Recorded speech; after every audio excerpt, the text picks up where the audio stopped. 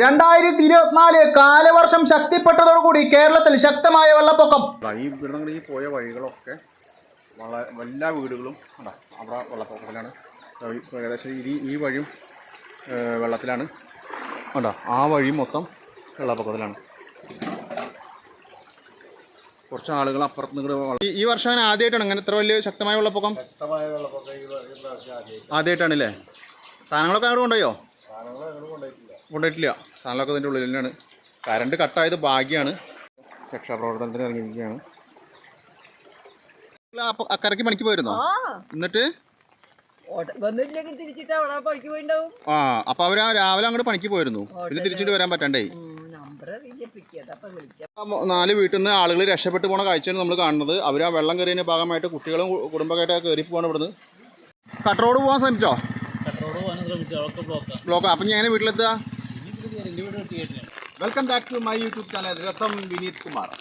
ഇന്ന് എൻ്റെ ചാനൽ കാണിക്കാൻ പോകുന്നത് നമ്മുടെ കേരളത്തിലെ കാലവർഷത്തെ തുടർന്നുണ്ടായ ശക്തമായ മഴ തുടർന്നുണ്ടായ വെള്ളപ്പൊക്കത്തെയാണ്. കണ്ടില്ലേ ഗൈസ്? കണ്ടില്ലേ?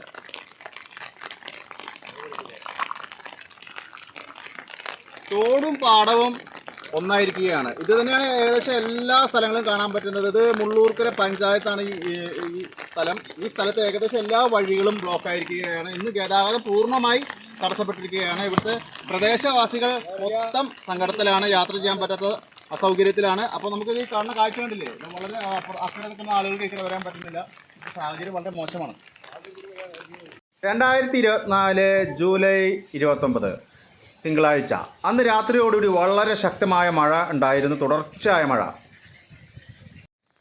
ഇപ്പോൾ നിങ്ങൾ ഈ കാണുന്ന സ്ഥലം 2024 തന്നെയാണ്. ജൂലൈ 28 ഞായറാഴ്ച.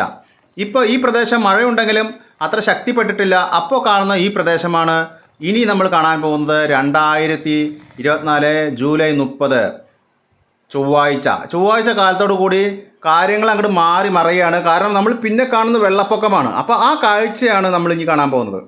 യാത്ര ചെയ്യാൻ പറ്റാത്ത ആളുകൾ നിൽക്കുന്ന കാഴ്ചയാണ് ഇപ്പോൾ കാണുന്നത്. Long site.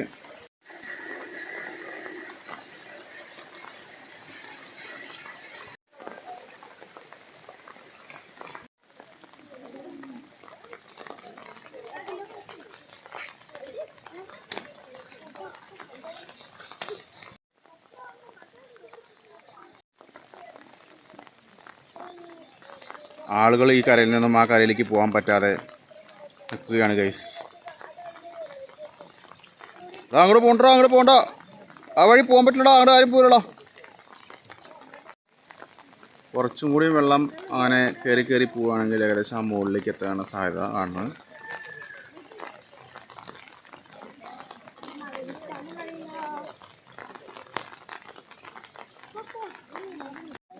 ഗൈസ്, ആ വണ്ടി വന്ന വഴിയാണ് ഇപ്പോൾ ഈ കാണുന്നത് നിങ്ങൾ.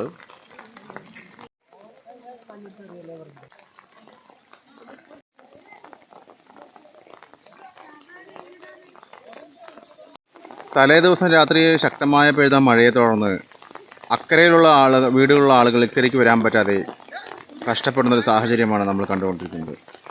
അതുപോലെ തന്നെ ഈ കരയിൽ നിന്നും അക്കരയിലേക്ക് പോയ ഇവരുടെ സുഹൃത്തുക്കളും ബന്ധുക്കാരും ഇങ്ങോട്ട് കടക്കാൻ പറ്റാതെ നിൽക്കുന്ന അവസ്ഥയാണ് നമ്മൾ കാണുന്നത്. ആറ്റൂർ മനപ്പടി പൊട്ടച്ചീനി എന്നറിയപ്പെടുന്ന സ്ഥലമാണ് നിങ്ങളിപ്പോൾ കണ്ടുകൊണ്ടിരിക്കുന്നത്. ഇവിടുത്തെ ജനങ്ങളുടെ ഗതാഗത സൗകര്യങ്ങളൊക്കെ തടസ്സപ്പെട്ടിരിക്കുകയാണ്. ശക്തമായ മഴയെ തുടർന്നുണ്ടായ ഈ പ്രശ്നങ്ങൾ പരിഹരിക്കാൻ നമ്മളെ കൊണ്ടാവില്ല. നമുക്ക് കഴിയാൻ വിധം പ്രാർത്ഥിക്കാം. വന്ന ഒരു വ്യക്തി പോകാൻ പറ്റില്ല എന്ന് കണ്ട് തിരിച്ചു പോകാൻ നിൽക്കുകയാണ്. കുറേ ആളുകൾ ഒറ്റ രാത്രി പെയ്ത മഴയിൽ ഗതാഗതം തടസ്സപ്പെട്ടതറിയാണ്ട് തിരിച്ചു പോകാൻ ശ്രമിക്കുന്നു. അക്കരയ്ക്ക് പോകാൻ വേണ്ടി എന്ത് ചെയ്യണമെന്നറിയാതെ സ്തംഭിച്ചു നിൽക്കുന്ന ജനങ്ങളാണ് നിങ്ങളിപ്പോൾ കണ്ടുകൊണ്ടിരിക്കുന്നത്. വഴി ഗതാഗത തടസ്സം ഉണ്ടായോ? ഏതൊക്കെ വഴി? ഹൈവേ ബ്ലോക്ക് ആയോ? കട്ട് റോഡ് പോകാൻ ശ്രമിച്ചോ? ബ്ലോക്ക്. അപ്പം ഞാൻ വീട്ടിലെത്തുക. വെട്ടിക്കേട്ടിരിക്കും പോണല്ലേ?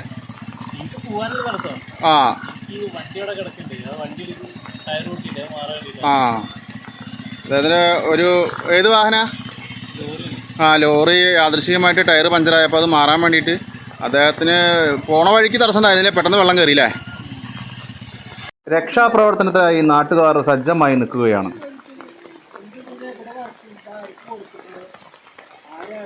ഒരു പുഴയല്ല, തോടും പാടം ഒന്നായതാണ്. അതായത് തൊട്ടപ്പുറത്തെ പാടം ഈ വശത്ത് കിടക്കുന്ന തോടും ഒന്നായതാണ്. ഉണ്ടോ, പാടവും തോടും ഒന്നായതാണ് ഗൈസ്. തൊട്ടപ്പുറത്തൊരു ക്ഷേത്രമുണ്ട്. അതിങ്ങനെ വന്ന് ഇതായതോ ഇങ്ങനെ ഇതേ വഴിയുണ്ട്. ഈ വഴി മൊത്തം ബ്ലോക്കായി കിടക്കുകയാണ്. വാഹനങ്ങളൊക്കെ ഈ കരയിൽ നിൽക്കുകയാണ്. അക്കരയ്ക്ക് പോകാൻ പറ്റാതെ ജനങ്ങൾ തടസ്സപ്പെട്ടുകൊണ്ടിരിക്കുകയാണ്.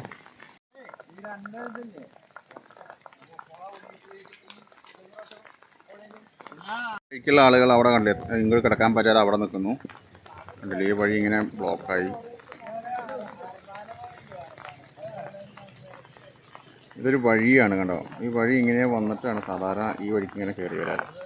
അവർ മൊത്തം കരയിൽ നിന്നിട്ട് ബ്ലോക്കായി നിൽക്കുകയാണ്. ഇതിങ്ങനെ ഈ വെള്ളം ഈ തോട് ഇങ്ങനെ ക്രോസ് ചെയ്യുമ്പോൾ അതെ ഇതൊരു ഇങ്ങനെ വഴിയാണ് കേട്ടോ. ഇവിടുത്തെ ആളുകൾ ഇവിടെയും ബ്ലോക്കാണ് കണ്ടോ. ഈ കരയ്ക്ക് പോകാൻ പറ്റാത്തത് ഇത് ഇങ്ങനെ മഴ ഇന്നലത്തെ മഴയത്തുണ്ടായത്, ഒറ്റ മഴയത്തുണ്ടായതാണ്. ഇക്കരയിൽ നിന്ന് അക്കരയ്ക്ക് പോകാൻ പറ്റില്ല, അതുപോലെ അക്കരെ നിന്ന് ഇക്കരയ്ക്ക് പോകാൻ പറ്റില്ല. എല്ലാ വഴികളും ബ്ലോക്കാണല്ലേ. ആ, എന്താ പേരെന്താണ്? രാമചന്ദ്രൻ. കുട്ടികളായിട്ട് അങ്ങോട്ട് പോകാൻ പറ്റില്ല, വഴി ബ്ലോക്കാണ് കേട്ടോ.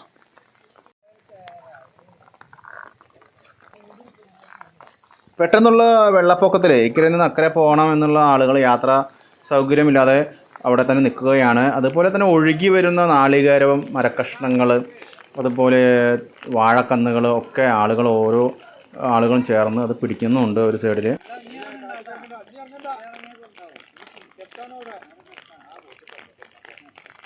വെള്ളപ്പൊക്കത്തെ തുടർന്ന് യാത്രാ സൗകര്യം ഇല്ലാതെയായി നിൽക്കുന്നത് വലിയൊരു കഷ്ടം തന്നെയാണ്. കാരണം ഇക്കരെയുള്ള ആളുകൾ എങ്ങനെ അക്കരെ പോകുമെന്നുള്ളൊരു ഇതാണ്. കാരണം അവിടെ ബോട്ടും സൗകര്യങ്ങളൊന്നും ഇല്ലാത്തൊരു ഗ്രാമപ്രദേശമാണ്.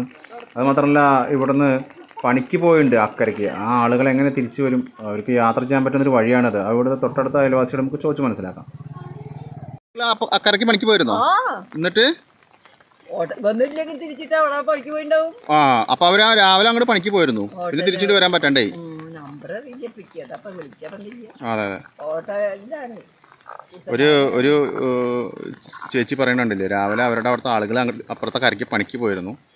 തിരിച്ച് ഇനി എങ്ങനെ അവരും കൂടി വരാൻ നോക്കണം. ഈ വെള്ളം വറ്റണ വരെ അപ്പുറത്ത് നിൽക്കാൻ തന്നെ വേണ്ടി വരും. ഇത് ആറ്റൂർ അമ്പലനട പ്രദേശമാണ്. ഇവിടെ വെള്ളത്തിൽ മുങ്ങിയിരിക്കുകയാണ്. നാട്ടുകാർ മൊത്തം വന്നിട്ട് അതാ പട്ടികളുണ്ട് കേട്ടോ. മൊത്തം കേട്ടോ ഈ ഭാഗം ഇങ്ങനെയാണ്. പുഴ, ഭാരതപ്പുഴ പോലെയാണ് കിടക്കുന്നത്. തൊട്ടപ്പുറത്ത് നമ്മുടെ ഒരു വീട് മൊത്തം വെള്ളത്തിലാണ്. അല്ലേ, വളരെ വളരെ ഡേഞ്ചറായ സിറ്റുവേഷനാണ്. ഒറ്റ രാത്രിയിലത്തെ മഴ നിർത്താതെ പെയ്ത് 24 മണിക്കൂറത്തെ മഴയാണ് ഈ സാഹചര്യത്തിനിടയായത്. അല്ലേ, ഈ വഴിയാണ് ഞങ്ങൾ യാത്ര ചെയ്യാറ്. ഈ വഴി മൊത്തം ബ്ലോക്കാണ് കണ്ടോ. തൊട്ടടുത്തുള്ള പാലം കണ്ടോ, ആ പാലത്തിൻ്റെ മുകളിൽ കൂടെ വെള്ളം പോടും കണ്ടോ. അങ്ങനെ തിരിഞ്ഞാണ് ആ വഴി അങ്ങനെ അങ്ങോട്ട് കട്ട് ചെയ്ത് കയറി. ഞാൻ നേരത്തെ കാണിച്ച വഴി. അത് വളരെ സങ്കടകരമായ ഒരു കാര്യമാണ്. അപ്പോൾ ഇന്ന് കുറച്ച് ദിവസത്തേക്ക് ഗതാഗത സ്തംഭനം തന്നെയാണ് ഇവിടെ കാണാൻ സാധിക്കുന്നത്. വെള്ളമാണ് ഒഴുകി വരുന്നത്, ശക്തമായ വെള്ളമാണ് ഒഴുകി വരുന്നത്. ആളുകൾക്ക് പുറത്തിറങ്ങാൻ പറ്റാതെ ആകെ പ്രശ്നത്തിലാണ് ഇവിടെ. അപ്പോൾ അതാ ഞാനിവിടെ ഒരാളെ കണ്ടിട്ടുണ്ട്, നമുക്ക് അദ്ദേഹത്തോട് വ്യക്തമായി ചോദിക്കാം. ഓ, ഇന്ന് പുറത്തേക്ക് ഇറങ്ങാൻ പറ്റിയില്ലേ? പണിക്ക് പോയോ? എന്തുണ്ടായി? വെള്ളം കാരണം പോകാൻ പറ്റിയില്ല. ഇല്ല, വളരെ വളരെ കഷ്ടമാണ്. അദ്ദേഹത്തിൻ്റെ വീടിൻ്റെ അവിടെ അതായത് ഈ വഴിയാണ് അദ്ദേഹത്തിന്. ആ വഴി നിറച്ച് വെള്ളം, ശക്തമായ വെള്ളം ഒഴുകി വരികയാണ്. അദ്ദേഹത്തിന് ഇത് കാരണം പണിക്ക് പോകാൻ പറ്റിയിട്ടില്ല. ഏകദേശം ഒരു 4 വീട് വെള്ളത്തിലാണെന്ന് പറഞ്ഞു കേട്ടിട്ടുണ്ട്. ഇതാ ഇവിടെ ഈ ഭാഗത്താണ് ഒരു 4 വീട് വെള്ളത്തിൽ മുങ്ങിയിരിക്കുന്നത്. അപ്പോൾ നമുക്കത് വ്യക്തമായി കാണാം. 4 വീട്ടിൽ നിന്ന് ആളുകൾ രക്ഷപ്പെട്ടു പോകുന്ന കാഴ്ചയാണ് നമ്മൾ കാണുന്നത്. അവർ ആ വെള്ളം കയറിയതിൻ്റെ ഭാഗമായിട്ട് കുട്ടികളും കുടുംബമായിട്ടൊക്കെ കയറി പോവാണ് ഇവിടുന്ന്. ഈ 4 വീടുകളാണ് ഞാൻ പറഞ്ഞ വെള്ളത്തിൽ കയറിയ വീടുകൾ. ഇവിടുന്ന് രക്ഷപ്പെട്ടു പോകാൻ പറ്റാതെ അവർ കുടുങ്ങി കിടക്കുകയാണ്. അടില്ലേ, ഫുള്ള് വെള്ളമാണ് അവരുടെ വീട്ടിൽ. അടില്ലേ, അറ്റത്തെ വീട് കണ്ട ഏകദേശം ആ ഭാഗത്തോളം മുങ്ങിയിരിക്കുന്നു കണ്ട. രണ്ടാമത്തെ വീട്ടിലേക്ക് ഏകദേശം വെള്ളം കയറി. ഇതപ്പോൾ അങ്ങനെ വെള്ളം കയറി ഇതായി 3ാമത്തെ വീട്ടിലേക്കും വെള്ളം കയറിക്കൊണ്ടിരിക്കുകയാണ് ഗൈസ്. ഇവിടുത്തെ ആളുകളൊക്കെ ഭയങ്കര കഷ്ടത്തിലാണ് ഗൈസ്. ആ വീട്ടിലേക്ക് വെള്ളം കയറിക്കൊണ്ടിരിക്കുകയാണ്. ഈ വീടിൻ്റെ ഏകദേശം തറയുടെ ഭാഗത്തോളം വെള്ളം കയറി. ഇതാ ഇപ്പോൾ നമ്മൾ കണ്ടില്ലേ, ഈ വീട്ടിൽ ഏകദേശം വെള്ളം മുഴുവനായിട്ട് തറയുടെ മുകളിലേക്ക് കയറി ഉള്ളിലേക്ക് വെള്ളം എടുത്തിരിക്കുകയാണ് ഗൈസ്. കണ്ടില്ലേ,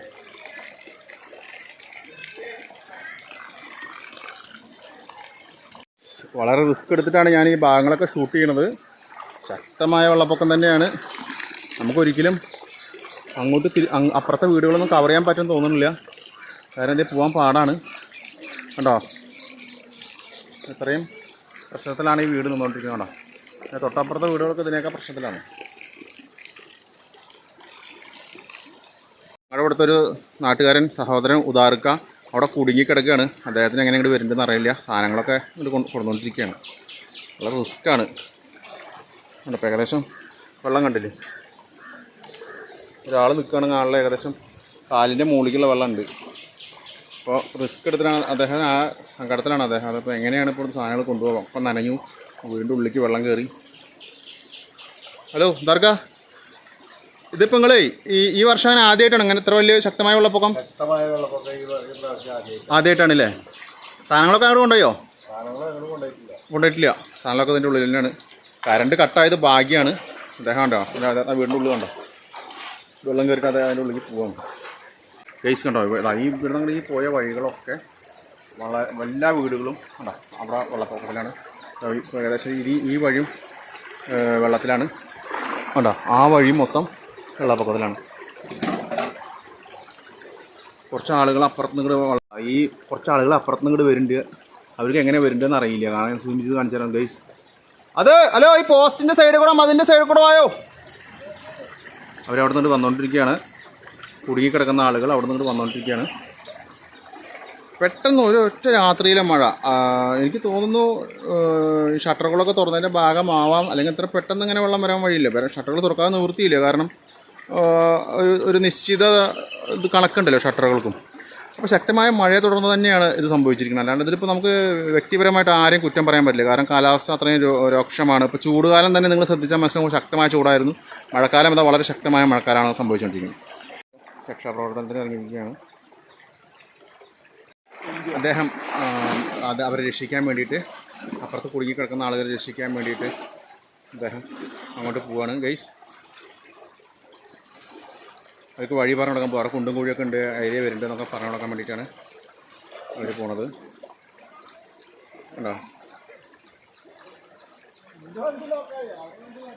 അവർ ഈ കരയ്ക്ക് എത്തിയിരിക്കുകയാണ്. അവർ അവർ രക്ഷപ്പെട്ടു. അപ്പുറത്ത് അവിടെ നിന്ന് ഇങ്ങോട്ട് രക്ഷപ്പെട്ടിരിക്കുകയാണ്. കണ്ടില്ല, അവർ രക്ഷപ്പെട്ട് അങ്ങോട്ട് കയറിയിരിക്കുകയാണ്. ഈ പ്രദേശത്ത് ഏകദേശം 6 വീടുകളാണ് വെള്ളത്തിലായിരിക്കുന്നത് ഗൈസ്. കണ്ടില്ല, 6 വീടുകളാണ് ഈ പ്രദേശത്ത് വെള്ളത്തിലായിരിക്കുന്നത്. 6 വീടുകളുണ്ട് മൊത്തം. ഹലോ കേട്ടോ, ഹലോ, പേര് പറയൂ. ഉമ്മർ. ഇത് ആദ്യമായിട്ടാണ് ഇവിടെ എത്ര വർഷമാണ്? ഒരു കൊല്ലമായിട്ടുള്ളൂ. ആ, അറിയില്ല അല്ലേ? അദ്ദേഹം ഒരു വർഷമായിട്ടുള്ളൂ ഇവിടെ വന്നിട്ട്. ഏകദേശം അദ്ദേഹത്തിൻ്റെ വീടിൻ്റെ അടുത്തേക്ക് എത്തിയിട്ടുള്ളൂ. കണ്ടില്ല, അദ്ദേഹത്തിൻ്റെ വീടിൻ്റെ അടുത്തേക്ക് എത്തിയിട്ടുള്ളൂ വെള്ളം. കുറച്ചുകൂടി കഴിഞ്ഞ് 2 മണി കൂടി ശക്തമായ ഏകദേശം വെള്ളം കൂടെ എത്തുമെന്നാണ് മനസ്സിലാക്കുന്നത്. സംഭവിക്കാതിരിക്കട്ടെ. കുറച്ച് ആളുകൾ അവിടെ നിന്ന് വളരെ സാഹസികമായിട്ട് ആ ലോങ് ഒന്ന് ഇങ്ങോട്ട് ക്രോസ് ചെയ്യാൻ ശ്രമിക്കുന്നുണ്ട് ഗൈസ്. കണ്ടോ, അവർ അക്കരന്ന് ഇക്കരെ പിടിക്കാനുള്ള ശ്രമത്തിലാണ്.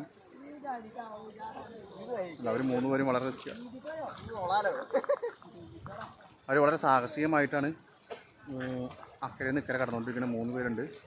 വേറെ നിവൃത്തിയില്ല, അവർക്ക് അക്കരയിൽ നിന്ന് ഇക്കരെ കിടക്കേണ്ട അവസ്ഥയാണ്. കാരണം അവരുടെ വീട് ഇപ്പുറത്താണ് ഗൈസ്.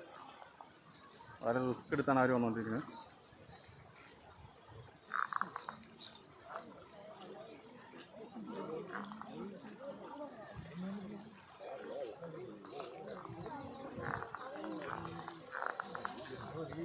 കുത്തിയൊലിച്ച് വരുന്ന വെള്ളത്തെ കൂടെയാണ് അവർ. ഇത് റോഡാണ്, അപ്പോൾ അത് മൊത്തം ബ്ലോക്കായി കിടക്കുകയാണ്. അവർക്ക് ഇങ്ങോട്ട് വരാൻ നിവൃത്തിയില്ല ഗൈസ്. അവർ വളരെ സാഹസികമായിട്ടാണ് ആൾക്കാരെ നിൽക്കുന്നത് വന്നുകൊണ്ടിരിക്കുന്നത് ഗൈസ്. അല്ലേ, നിറച്ച് വെള്ളമാണ്. ആ ഭാഗത്തു നിന്നാണ് അവർ ഇങ്ങനെ റിസ്ക് എടുത്തിട്ട് ഈ വന്നിരിക്കുന്നത് പൊത്തി കിടക്കാൻ വേണ്ടി. ഈ ഭാഗം മൊത്തം വെള്ളത്തിലാണ്. ഏകദേശം ഒരു ഈ ഭാഗത്തേക്ക് എത്തി.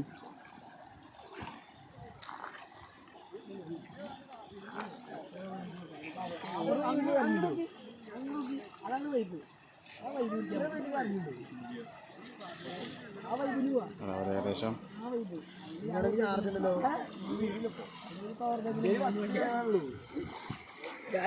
3 പേര് ഏകദേശം കരയിൽ കിടന്നുകൊണ്ടിരിക്കുകയാണ് ഗൈസ്. ഏകദേശം എത്തി.